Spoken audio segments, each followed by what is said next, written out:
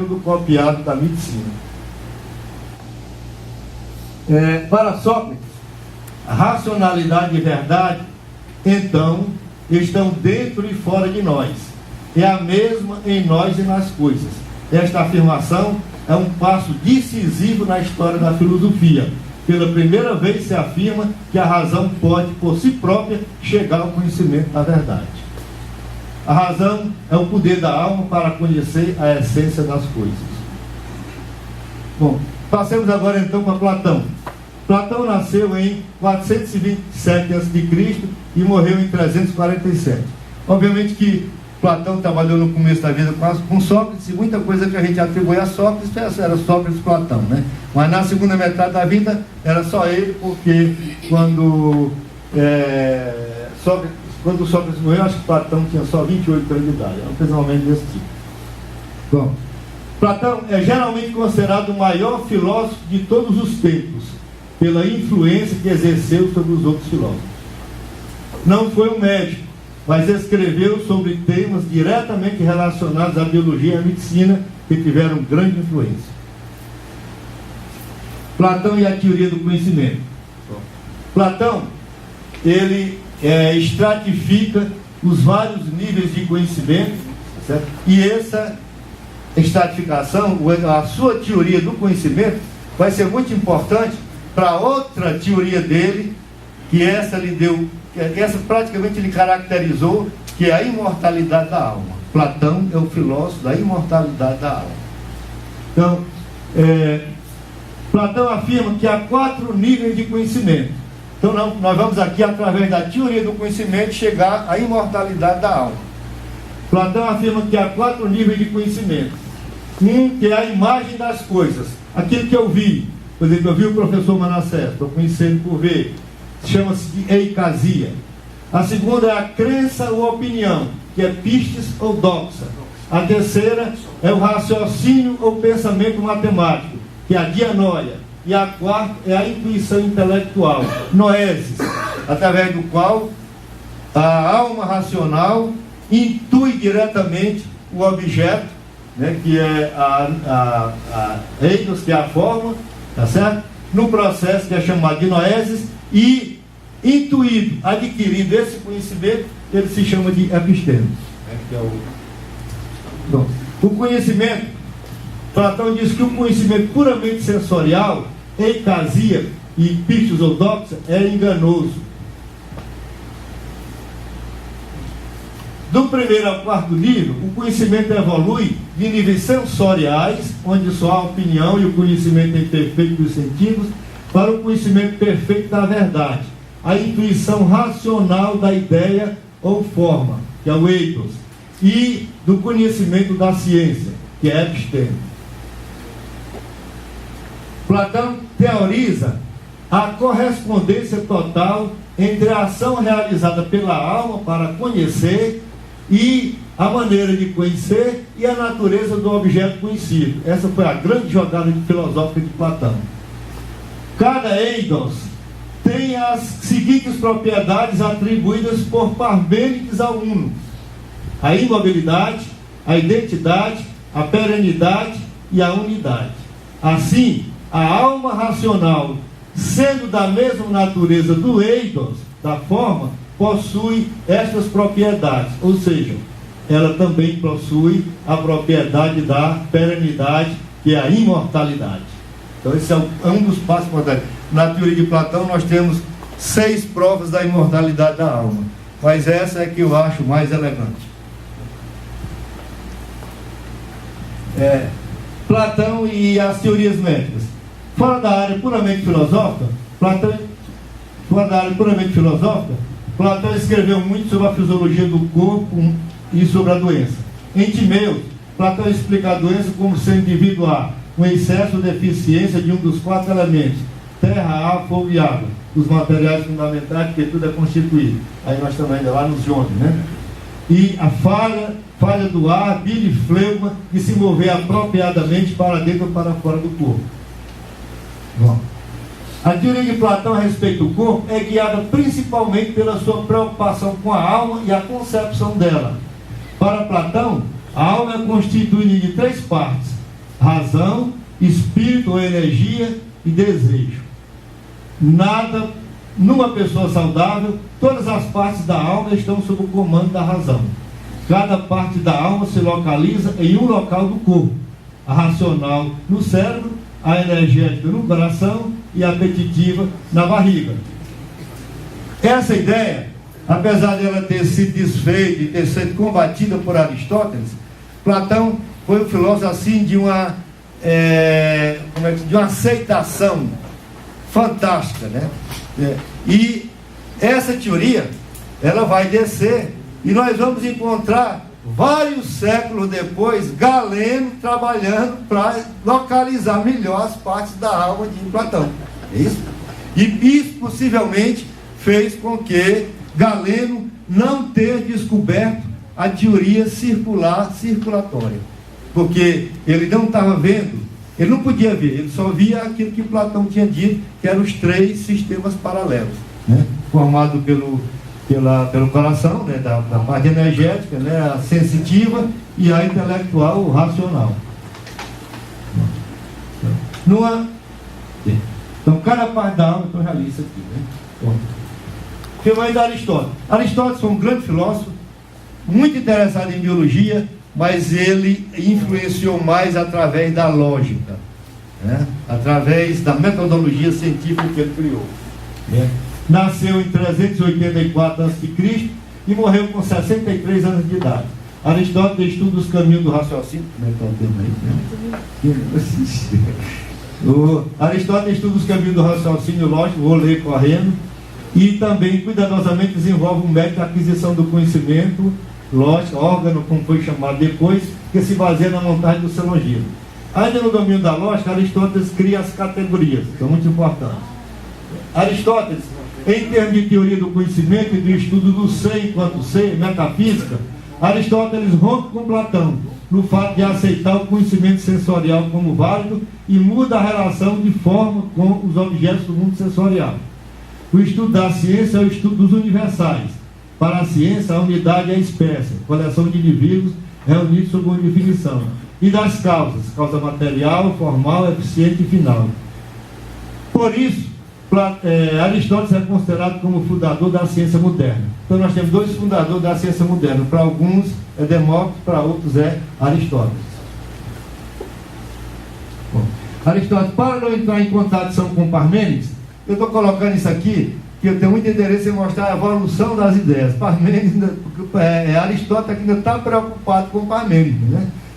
Para não entrar em contradição com Parmênides, Aristóteles introduz na sua teoria o conceito de potência e ato. A semente é em ato, a semente é semente em ato, mas é árvore em potência. Na forma de semente já está presente em potencialidade a forma da árvore. A semente apenas se atualiza sua potência para a forma de árvore.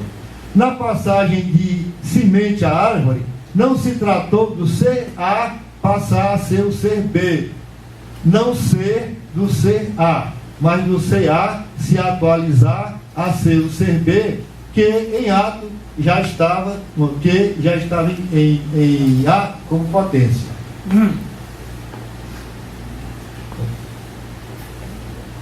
Aristóteles, sendo descendente de Asclepíades, manteve o interesse pelas teorias médicas, procurou harmonizar as teorias médicas sobre anatioses e as ideias filosóficas sobre elementos, em particular sobre os 4 elementos básicos: quente, frio, seco, quente, frio, molhado e seco. O calor interno de um animal é um fogo interno e a principal função do ar, ou a respiração, é refrigerar esse calor e o impedir de entrar em descontrole e danificar o organismo. A função do cérebro é funcionar como um refrigerador para esfriar o aquecimento do coração, sede da unificada e única alma orgânica. Aqui nós vemos que Aristóteles se desloca totalmente de Platão para dizer que há apenas uma alma orgânica, né? Para Platão, 3, né? A partir de Aristóteles, as teorias médicas passam a passar por análise lógica muito rigorosa. Hipócrates, nascido em 460 a.C. em Cos, descendente de uma família médica ilustre, os Asclepíades de Cos,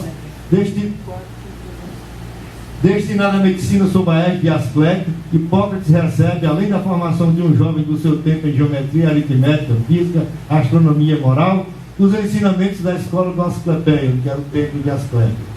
Hipócrates dá uma existência real e a escola de Cos. Isso se deveu por quê?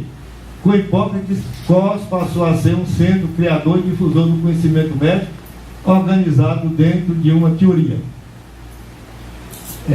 Hipócrates e Hipocrates. O conjunto das obras onde estão as teorias médicas, suas e dos seus seguidores imediatos, se chama de corpus hipocrático. Desta obra, ao par da extensa apresentação da sua observação clínica, Hipócrates conceitualiza sua prática clínica em um sistema doutrinário. O corpus hipocrático, do ponto de vista anatômico e fisiológico, não traz muita novidade e mantém muitos erros anteriores. Na fisiologia, o ar vai pela traqueia e artéria ao coração para se misturar ao sangue para a refrigeração constante do fogo interior do ventrículo esquerdo. O ar veicula o pneuma, que é uma espécie de espírito vital que impregna todo o ser. Doutrina essa já sugerida pelos pré-socráticos, Diógenes de Apolônio.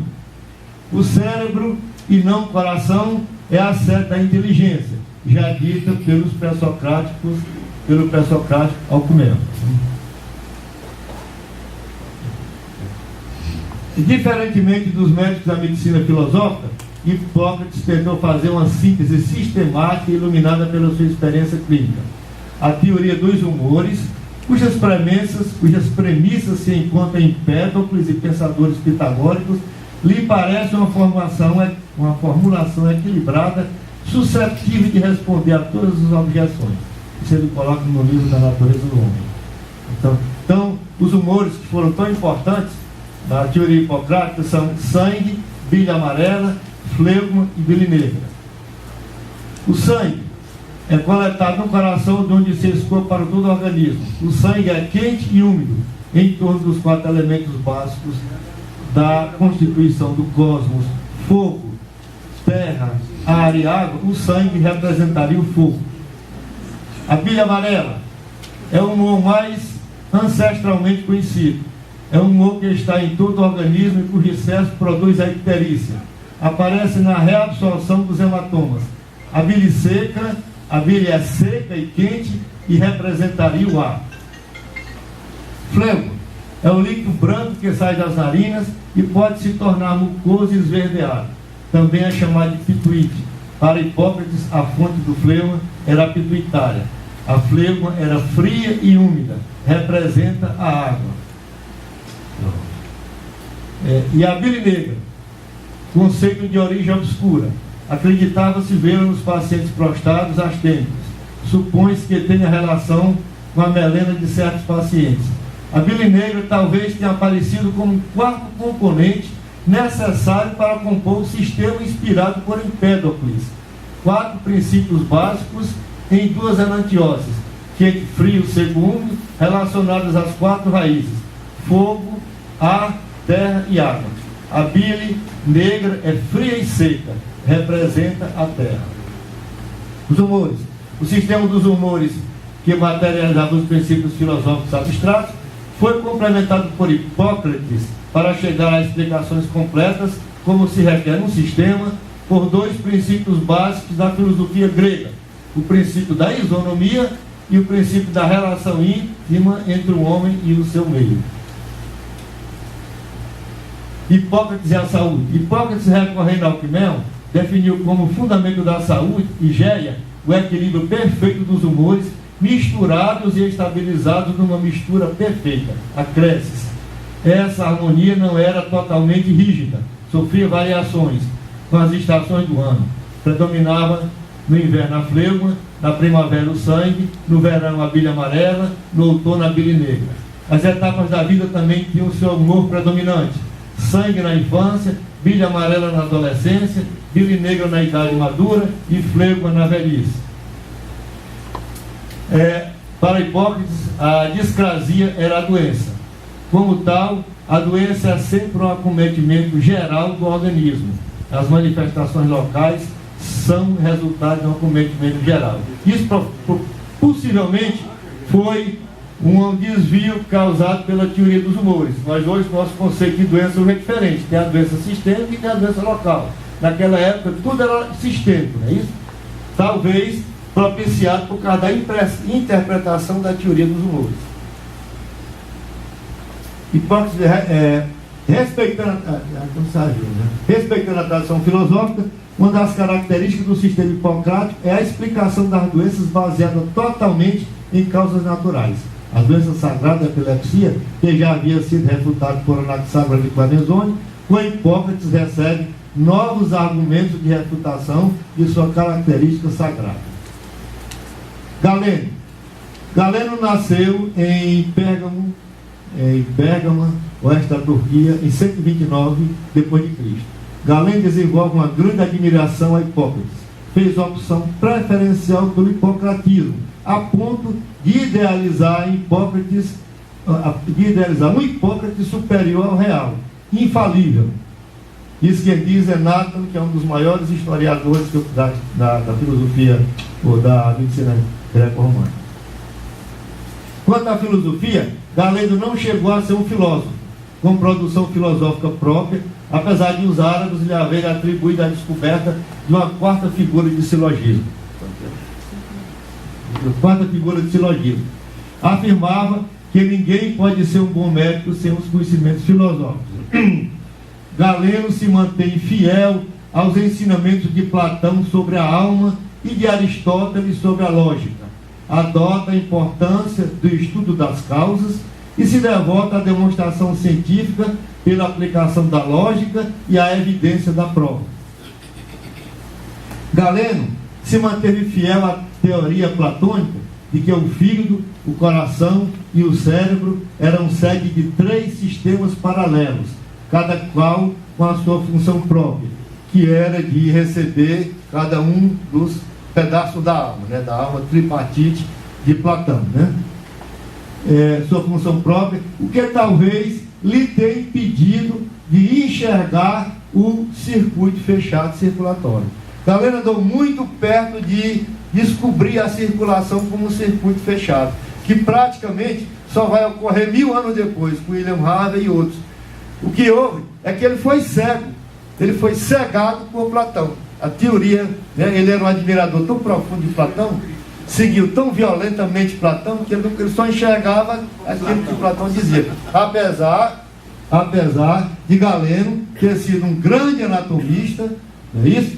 Ter sido um grande médico, foi talvez o maior expoente depois de Hipócrates da medicina antiga. A sua medicina perdurou aí por mais uns 1000 anos, e ele chegou a ser tão importante, tão admirado, que a medicina parou.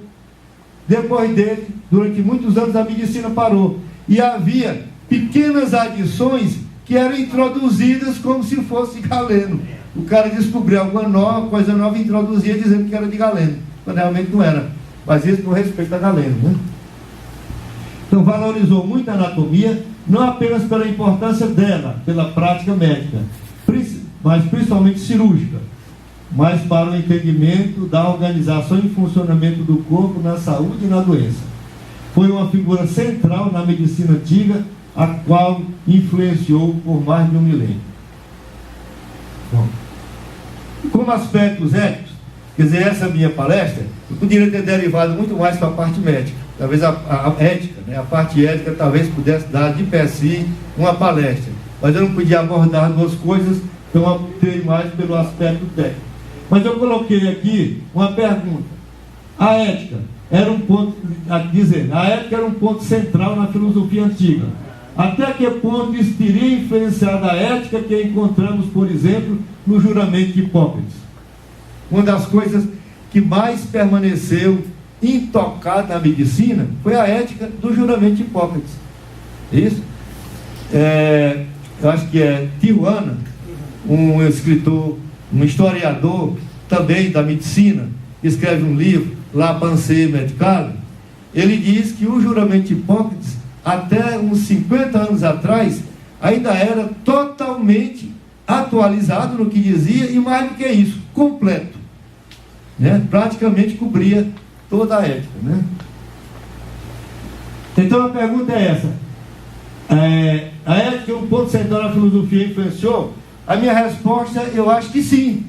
Porque todos os ramos da filosofia, se você pegar inclusive aqueles que se originaram de Sócrates, Platão e Aristóteles, como o epicurismo, como os neoplatônicos, como os cínicos, como os estoicos e até mesmo como os céticos, toda a filosofia, todo o ramo da filosofia grega, ele aponta um bem, tá certo?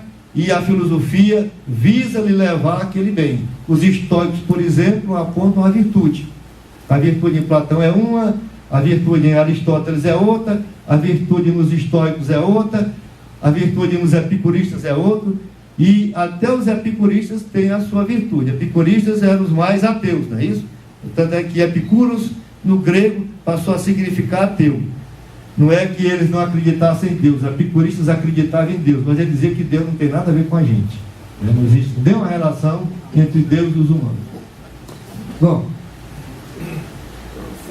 e aqui o aspecto que eu procuro também levantar é a sobrevivência da técnica versus ética em medicina.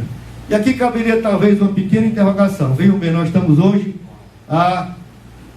vamos pegar Hipócrates, vamos pegar aquele século ali, né, do 4º século antes de Cristo, né? O 4º e o 5º século, nós estamos 24 séculos depois. O que foi que permaneceu daquela época até agora? Permaneceu praticamente intocável a ética. A técnica, a tendência a gente vê como uma coisa sem nenhum valor.